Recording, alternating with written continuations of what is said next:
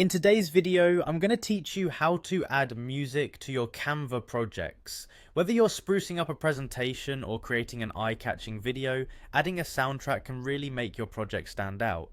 Let's get started on learning this simple yet effective way to enhance your designs.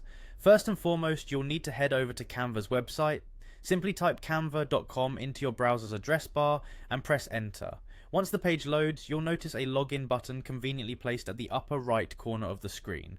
Click that and you'll be prompted to sign in. You can choose to log in with Google or Facebook for a swift process, or if you prefer, you can just use your email credentials. It's all about what works best for you. Now that you're logged in, the next step is to create a design. To do this, locate the three horizontal lines at the top left corner of the screen. This will open the main menu. From there, you'll see a Create a Design option. Click that to either start fresh with a new canvas or use one of Canva's many templates. With a wide array of templates available, you can select anything from a social media post to a full video presentation. It's a great way to get inspired if you're not sure where to start. Once you've opened your project file in the design editor, it's time to add music. Navigate over to the editor side panel where you'll find various options. Look for the audio tab. It's worth noting that if you don't see it immediately, you may need to click on the apps tab first and then the audio tab should appear.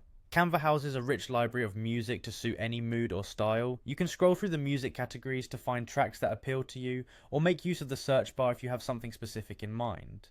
Each category will have a See All option beside it, which allows you to browse through all available tracks in that category.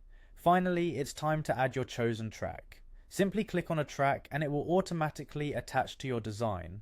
If you're working within a video template, the track will be placed exactly where your playhead or time marker is positioned on the timeline at the bottom of the editor. This allows for precision and ensures your music aligns perfectly with your project's visual elements. And there you have it.